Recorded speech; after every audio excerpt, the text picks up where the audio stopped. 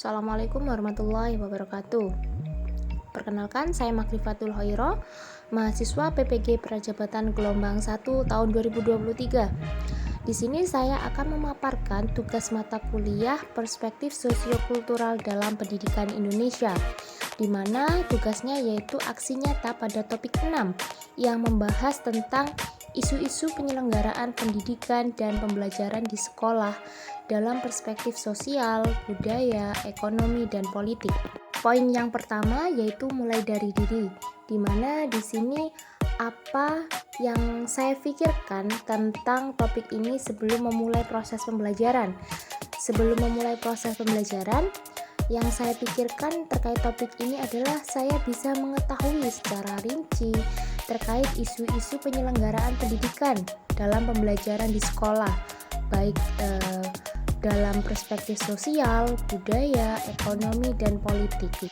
Poin yang kedua yaitu pada eksplorasi konsep, di mana di sini saya bisa memahami bahwa aspek-aspek ini saling terkait dan memberikan pengaruh yang signifikan terhadap sistem pendidikan.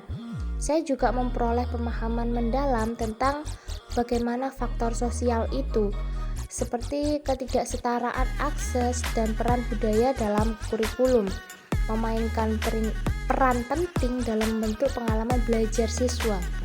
Kemudian pada poin ketiga yaitu pada ruang kolaborasi, saya dengan rekan-rekan saya berdiskusi ini memperoleh wawasan tambahan tentang isu-isu penyelenggaraan pendidikan dan pembelajaran di sekolah dari berbagai perspektif. Kemudian di sini saya juga membuka ruang untuk berbagi pengalaman dan sudut pandang yang beragam mengenai isu-isu yang ada. Poin yang selanjutnya yaitu demonstrasi kontekstual, di mana di sini saya mendapatkan pengalaman bersama kelompok yaitu tentang pemahaman tentang isu-isu penyelenggaraan pendidikan dan pembelajaran di sekolah dalam perspektif sosial, budaya, ekonomi, dan politik ini secara lebih rinci. Kemudian bisa menyoroti pentingnya analisis kontekstual dalam mengatasi tantangan pendidikan. Pada elaborasi pemahaman ini, yang sudah saya pahami tentang topik ini yaitu pendidikan ini berperan penting dalam membentuk masyarakat, mengatasi ketidaksetaraan, dan menciptakan perubahan sosial positif. Kemudian hal baru yang saya pahami yaitu saya bisa mempelajari pemahaman secara mendalam terhadap isu-isu terkini dan mencari solusi dalam mengatasi hal-hal tersebut. Pada elaborasi pemahaman ini, hal yang ingin saya pelajari lebih lanjut itu bagaimana sebagai seorang pendidik ini menghadapi tantangan-tantangan terkait isu-isu pendidikan terkini yang mempengaruhi proses dan hasil belajar peserta didik. Pada koneksi antar materi ini, pada mata kuliah literasi dalam lintas mata pelajaran yang sudah dibahas, ini menjadi elemen kunci dalam menghadapi isu-isu ini, sehingga nanti pemahaman yang mendalam tentang peserta didik itu dan pembelajarannya itu menjadikan sebuah landasan bagi pendidikan yang sesuai. Kemudian mata kuliah lain yaitu pada pemahaman dan asesmen.